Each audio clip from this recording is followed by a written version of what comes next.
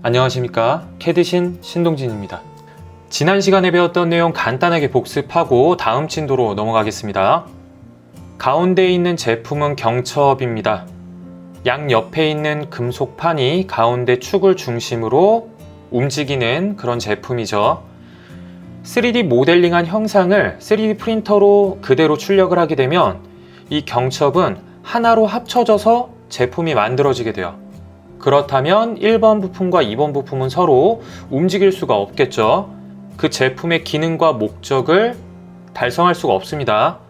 그렇기 때문에 3D 모델링한 형상을 움직이도록 제품을 출력하기 위해서는 출력 공차를 적용하면 된다고 했었습니다. 제품이 작동이 가능하도록 출력 공차를 적용하는 방법은 첫 번째, 조립품의 조립, 작동, 분해 상태를 파악합니다. 두 번째, 조립품의 조립부에 있는 기준 치수를 파악을 합니다. 세 번째, 조립부의 기준 치수에 틈새가 발생을 하도록 출력 공차를 적용하면 된다고 했었습니다.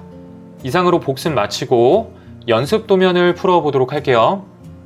페이지 101페이지, 연습 도면 1번의 모범 답안을 보겠습니다.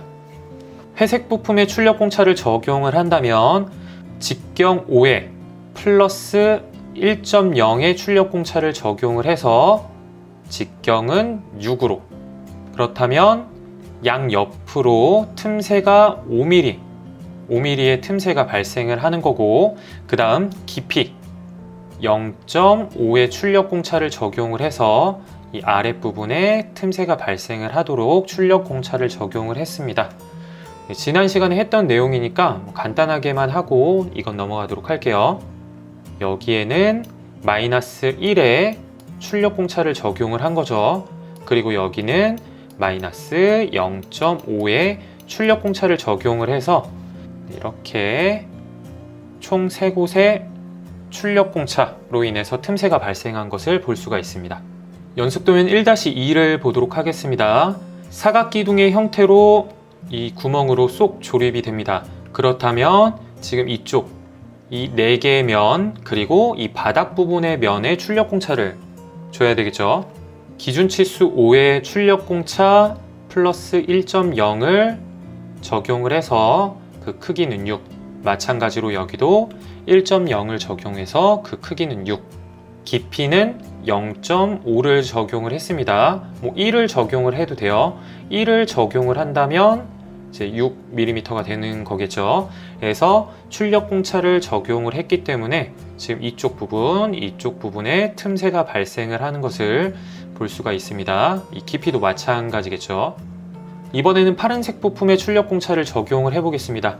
기준 치수 5에 마이너스 1 출력 공차, 여기도 마찬가지로 마이너스 1 출력 공차를 주어서 이렇게 옆쪽에 출력 공차가 1이기 때문에 양옆으로 0.5, 1에 출력 공차가 적용이 된 것을 볼 수가 있습니다.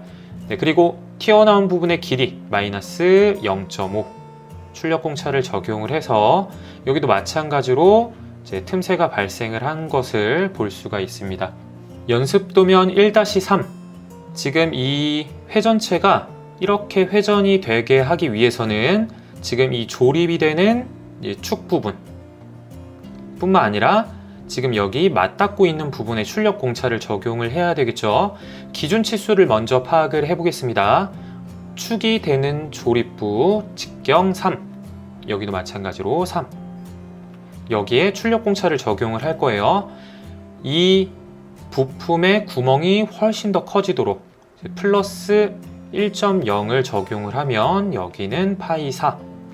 보라색 부품이 들어가는 이 폭 부분, 여기도 마찬가지로 기준 치수를 파악을 했습니다. 그렇다면 지금 이 간격이 더 넓어져야 되겠죠. 그러면 플러스 1.0을 적용을 한다면 여기에 크기는 이제 5mm. 보라색 부품에 출력 공차를 적용을 해볼게요. 기준 치수를 먼저 파악을 하고 보라색 부품이 더 작아야지만 지금 이쪽 부분에 틈새가 발생할 수 있겠죠. 그래서 마이너스 1.0을 적용을 한다면 직경은 2가 되는 거고, 지금 이쪽에 폭이 더욱더 좁아져야 될 거예요. 그래서 마이너스 1.0을 적용을 해서 폭은 3이 되는 거겠죠. 정답을 보겠습니다. 출력 공차를 각각 적용을 했기 때문에 지금 이 구멍 부분에는 틈새가 발생을 하고, 마찬가지로 이 사이 부분에도 틈새가 발생을 해서 이 보라색 부품이 회전이 가능해집니다. 여기도 마찬가지겠죠.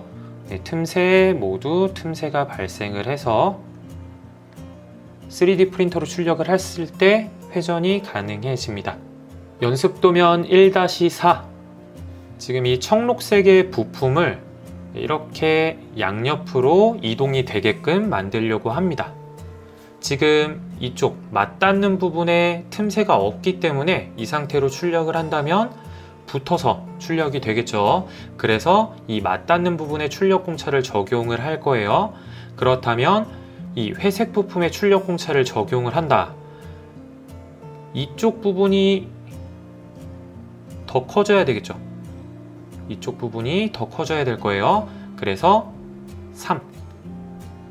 3 여기에 플러스 1.0의 출력 공차를 넣는다면 이 폭은 4가 될 거고, 그 다음 지금 이쪽 부분의 길이를 더 짧게 해줄 거예요. 그러면 이 부분에 틈새가 발생을 하겠죠. 그래서 기준치수 확인하고 여기에 마이너스 1.0을 적용을 한다면 4가 되는 거겠죠. 이번에는 청록색 부품에 출력 공차를 적용을 해보겠습니다. 마찬가지로 틈새가 발생을 하게끔만 해주면 돼요. 이쪽 부분에. 그렇다면 기준치수 파악하고 여기가 이제 더 늘어나야 되겠죠. 더 커져야 되겠죠. 그래서 저는 플러스 1.0의 출력 공차를 적용을 한다면 여기는 6. 그리고 지금 이쪽 부분이 더욱더 좁아지면 되겠죠. 그렇다면 여기에 마이너스 1 출력 공차를 적용을 한다면 2가 될 거예요. 이런 식으로 출력 공차를 적절하게 적용을 한다면 이렇게 접촉하는 부위에 모두 틈새가 발생을 해서 이 부품은 이렇게 이제 양옆으로 움직일 수가 있겠죠.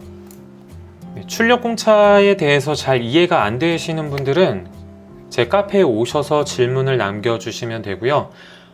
이 강의가 진행이 되는 동안 이 교재에는 출력 공차에 대한 내용을 충분히 다루고 있습니다. 이 교재로 학습하시면 충분히 3D 프린터 운용 기능사 실기 시험에 합격할 수 있으니까 너무 걱정하지 않으셔도 됩니다. 저만 믿고 학습 진행하시기 바랍니다. 다음 시간에는 조립품 생성에 대해서 알아보도록 하겠습니다. 이상으로 강의 마치겠습니다. 수고하셨습니다.